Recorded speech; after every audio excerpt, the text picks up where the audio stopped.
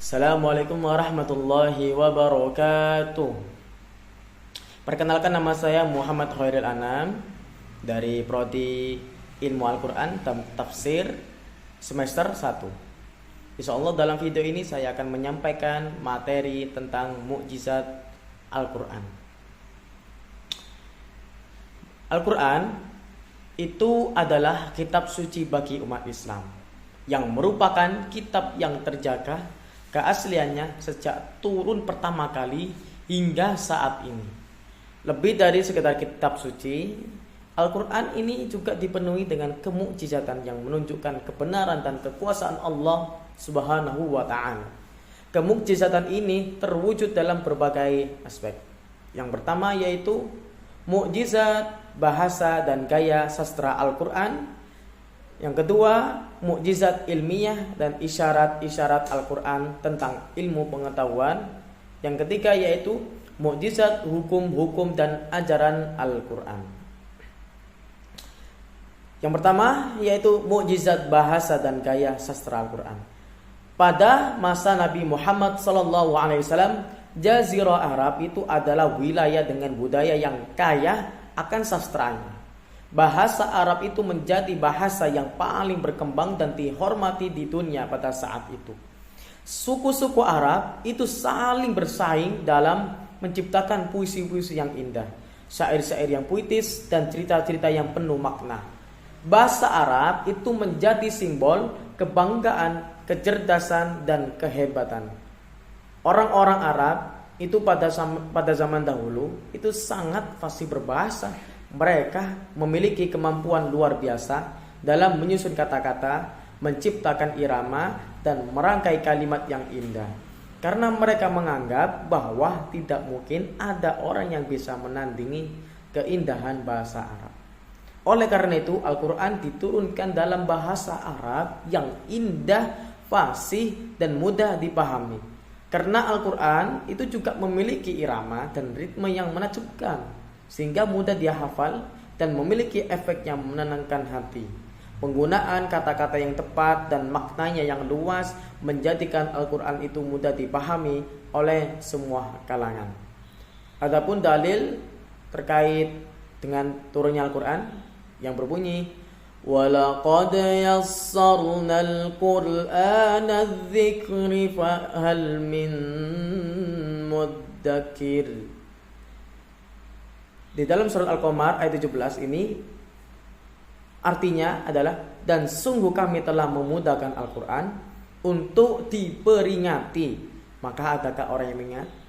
Adapun di surat Al-Waqiah ayat 77 sampai ayat 80 yang berbunyi, wa innahu laqur'anun karim fi kitabim maknun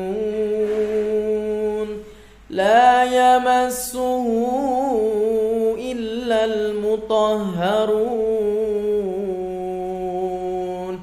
tanzilum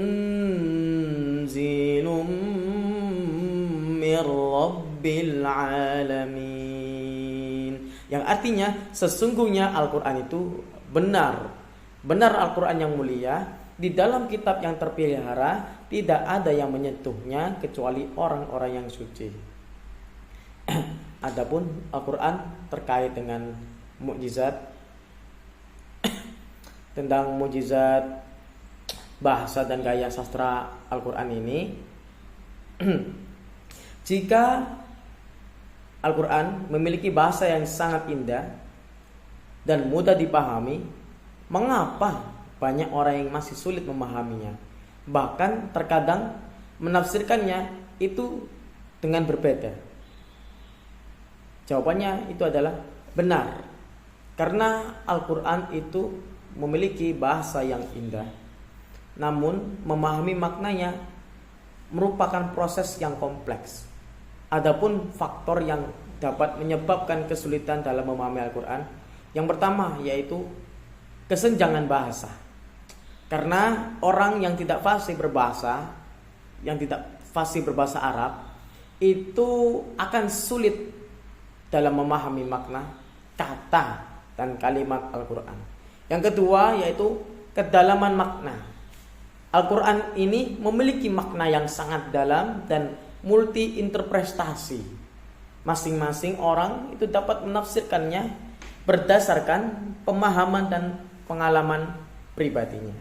Adapun perbedaan pendapat ulama dan cendekiawan muslim itu memiliki penafsiran yang berbeda tentang Al-Quran berdasarkan metode tafsir dan konteks pada zamannya masing-masing. Selanjutnya ada kurangnya pengetahuan agama. Seseorang yang tidak memiliki pengetahuan agama yang cukup akan mengalami kesulitan dalam memahami makna Al-Quran yang menyeluruh. Lanjut ke poin kedua, yaitu mukjizat ilmiah dan isyarat-isyarat Al-Quran tentang ilmu pengetahuan. Pada masa turunnya Al-Quran, ilmu pengetahuan masih sangat terbatas. Manusia belum bisa untuk mengembangkan teknologi yang mampu menjelajahi alam semesta dan memahami rahasia alam sepanjang masa. Pada masa itu, pemahaman tentang alam semesta masih didasarkan pada mitos atau legenda. Perjalanan antar benua itu memakan waktu berbulan-bulan hingga tahunan. Dan pengetahuan tentang tubuh manusia itu masih sangat terbatas. Al-Quran menyebutkan tentang penciptaan Al-Quran, penciptaan langit dan bumi dalam 7 lapisan. Fakta ini saja baru diketahui oleh manusia pada masa kini melalui alat yang canggih yaitu teleskop dan penyelidikan ruang angkasa. Al-Quran juga menyebutkan tentang siklus air, peredaran matahari dan bulan, dan proses penciptaan manusia yang sesuai dengan penemuan ilmiah modern. Adapun dalil Al-Quran terkait dengan ilmiah dalam surat Az-Zariyat ayat 47 yang berbunyi was-samaa'a banaynaha bi'aidin wa inna lamusi'un, yang artinya dan langit kami bangun dengan kekuasaan kami dan sesungguhnya kami adalah yang meluaskannya. Adapun di surat Al-Hijr ayat 19 وَالْأَرْضَ مَدَدْنَاهَا وَأَلْقَيْنَا فِيهَا رَوَاسِيَ وَأَنبَتْنَا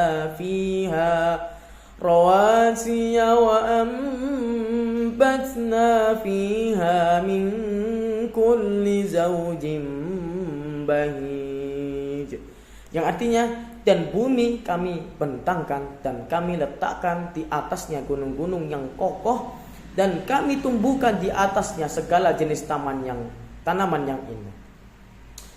Pertanyaannya, apakah semua ayat Al-Quran yang menyinggung ilmu pengetahuan selalu sesuai dengan penemuan ilmiah modern? Bukankah ada beberapa ayat yang terkesan bertentangan dengan pengetahuan ilmiah modern? Jawabannya adalah Al-Quran itu bukanlah kitab ilmu pengetahuan, tetapi kitab petunjuk hidup. Al-Quran itu menyinggung ilmu pengetahuan sebagai bukti kekuasaan Allah Subhanahu wa Ta'ala dan sebagai inspirasi bagi manusia untuk menjelajahi alam semesta. Beberapa ayat yang tampak bertentangan dengan pengetahuan ilmiah modern mungkin memiliki tafsir yang berbeda atau memiliki makna yang lebih dalam yang belum kita pahami sepenuhnya. Lanjut ke poin ketiga, mukjizat hukum-hukum dan ajaran Al-Quran. Pada masa turunnya Al-Quran, manusia memiliki banyak hukum dan aturan yang berbeda-beda di berbagai suku dan bangsa.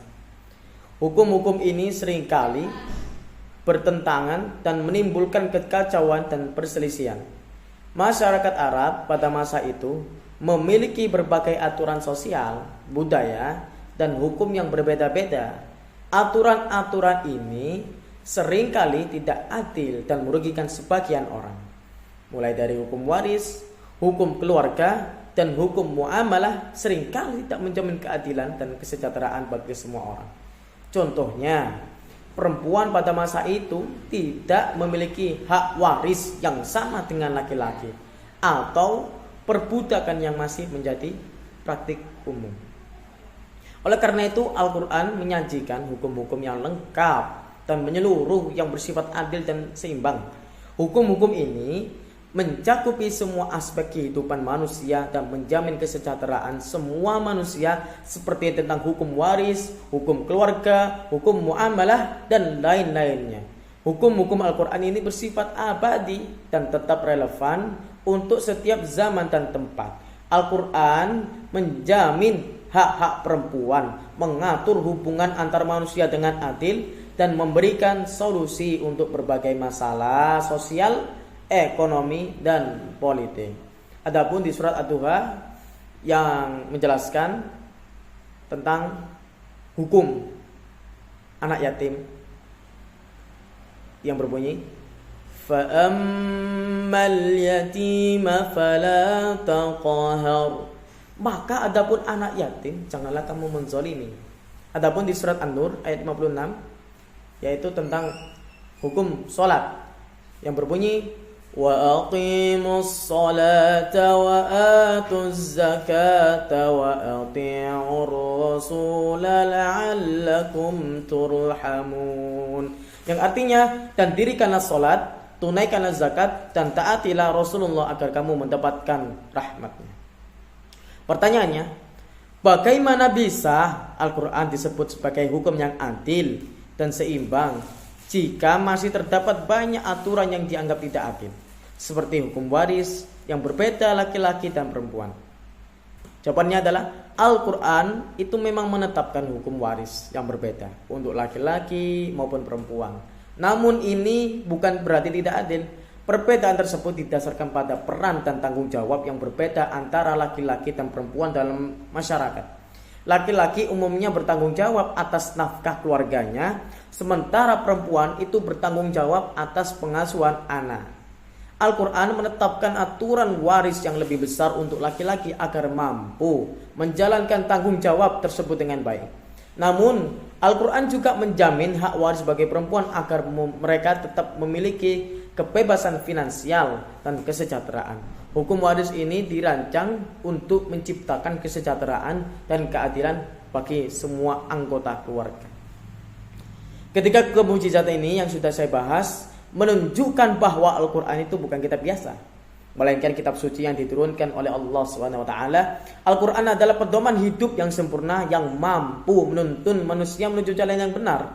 Oleh karena itu, kita semua harus terus meneladani pesan-pesan Al-Quran dalam kehidupan sehari-hari dan menjadi muslim yang beriman, berilmu, dan berakhlak mulia.